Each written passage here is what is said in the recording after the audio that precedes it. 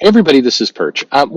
Future State is wrapping up. I think we have 2 more weeks of it really left, and then Future State comes to an end.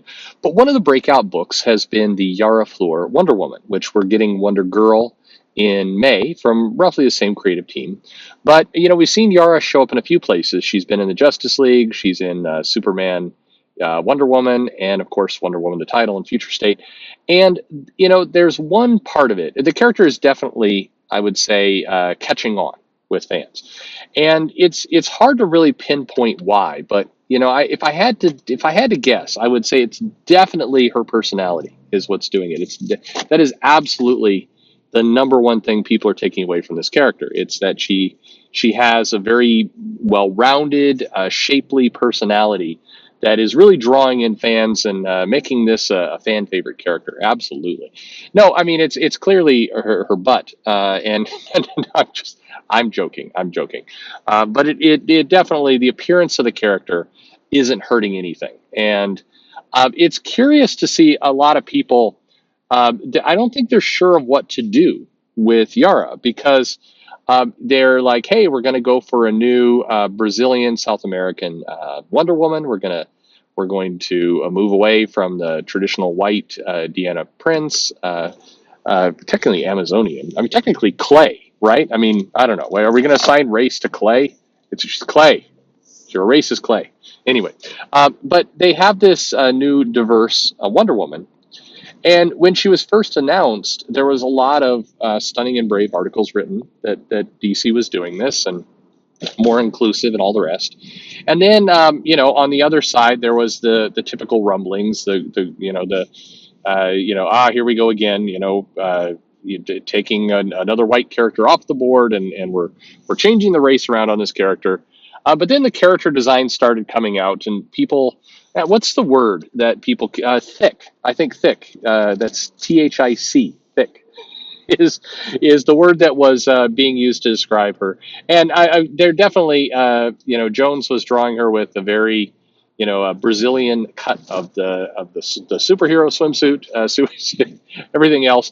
Man, if they do a comic at this point, DC just needs to do a Power Girl Yara Flor team up book for like 5 issues and just break the internet. I mean, come on, you want to, DC, just give in to temptation. That's what you want. But it was interesting to see a lot of the critics kind of come around. It's like, well, we still prefer that Diana, but we're willing to give this one a chance. It's okay. So we can be patient. Let's give it a chance, gentlemen. Come on, just settle down. Let's give this one a chance.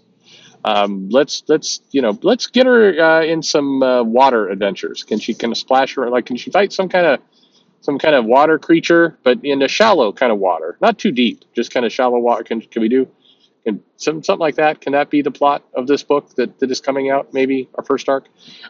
Brazil has beaches. Like, she can hang out on beaches, maybe run after some things in slow mo. No, wait, this is a comic book. Anyway, it's been interesting seeing the critics come around on this character, if you know what I mean. But what we haven't seen is kind of the opposite group switch. So, like, maybe I missed it. I don't remember there being. I'm not seeing any Mary Sue articles or Bleeding Cool articles. I can't even say the name without throwing up in my mouth a little bit. Sorry. I'm not seeing any articles going, hey, does anybody think it's it's a little, they keep drawing panels of her, like, with her butt in this, like there's this whole Justice League panel where John Kent is like, and let's go into the Hall of Justice meeting room here, Yara, with the Justice League by my side. But then, the frame is perfectly situated with this picture of this butt. Let's be honest, the artists this has got to be like a get out of jail free card for a lot of these artists who are like, well, if I draw scantily clad women, then I'm going to be canceled. People are going to, go on Twitter and complain about exploitation and where her organs, and it's just I can't do that. But wait a minute, we introduced this new diverse Yara Flor, and I have to tying my arms. I have to draw her in Brazil appropriate costuming. I mean, come on, that Marvel, who loves to copy these ideas, are going to there's going to be like this new superhero team from Brazil. I was going to be like, wait a minute, This is how we bring back the Marvel swimsuit issue. It's like there's new. It's forget about the Wakandan Avengers. This is Brazil Avengers, and they're all women. It's just it's a group of women Avengers, and then we'll put Groot in there for some reason because we can't help ourselves, and maybe that Brew character. He'll be like the Bosley, and they'll be the Brazilian Avenger. No, I mean it is an interesting loophole that DC has struggled. So in the midst of a lot of complaining I have for DC's marketing and kind of in general some of their questionable decisions, I have to hand it to this one. They have created the perfect monster here. Of you get a Brazilian superstar, you lean into kind of the diversity aspect, you get her to run around in a suit that shows she clearly waxes, and I mean, you've got gold on your hands. I mean, you can't no who can nobody can complain about this. Like you can't complain about this stunning and brave character. You also can't complain about a character whose butt is like just hanging out in most of the panels. She's jumping on horses and things. I mean, this is the perfect marriage. This is Yara Flor is going to be the character that unites the internet of criticism. Like she is criticism proof. She's just got to make sure not to, she can't, God, she can't like the wrong tweets. Like they can't show, they can't show this character like binge watching The Mandalorian and being like, I like this female soldier character. Don't do that. You'll ruin it. You can't do. You just keep walking down this very fine line. I joke. It is funny. People kind of like I've gotten this question now multiple times in mail. Like, one, do I think DC knows what they're doing? Yes. Yes, absolutely. 100% they know what they're doing. They absolutely, this is not, they didn't accidentally draw this, get this scantily clad Brazilian woman in. No, that was not an accident. But also it's this puzzlement of like, wait a minute, if this company is supposed to be, super woke, what are they doing with this Brazilian woman? Well, they still want to sell comics. I mean, they do. They've got a TV show coming. They're not gonna. You think they're gonna? I don't know. We'll see. We'll see. Maybe the Yara Flor TV show that's like it's gonna come out and she's gonna be dressed in long pants and like a burqa or something. I'm probably not. No. I think at the end of the day, they do need to make money, and so they figured out kind of this perfect angle. But it is fascinating to watch. I mean, while it's just fascinating to watch this evolution of this character, and I love the ride from the very first announcement and the anger and the happiness and from the respective groups, and then the character comes out, and then the joy. It's to me, Yara Flor, the introduction and the rollout, in many ways, is going to be perfectly encapsulating social media and the internet, because I feel like this character is also going to have a pretty short lifespan. I think people are going to move on to the new hotness, in pretty short order. I think this one's got about a year. Right, probably, given Warner Media's luck, right about the time the TV show comes out, people are going to be like, all right, we're done. We're over it. Um, but I love the journey. I absolutely love the journey of this character.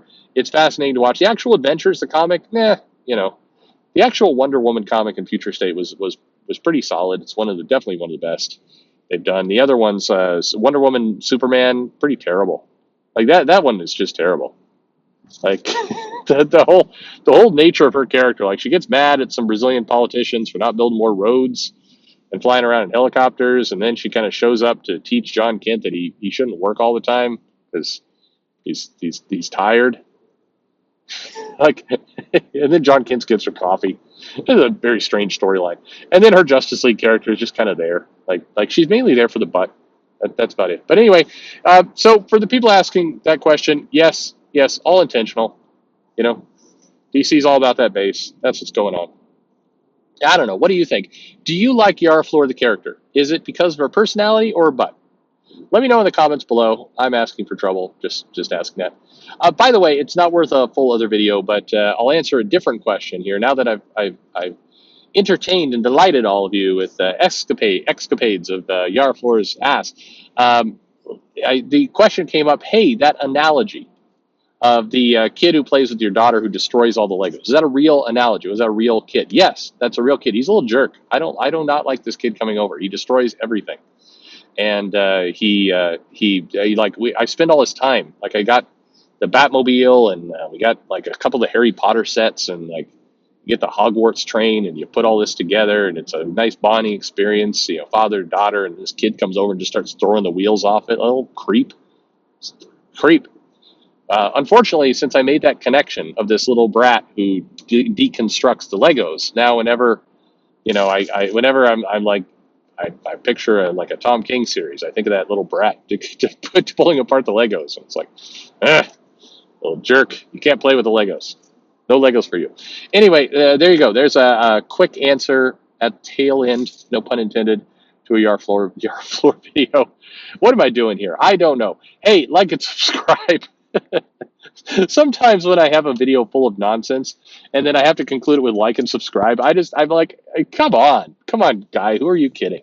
Nobody likes this. Anyway, thanks for listening.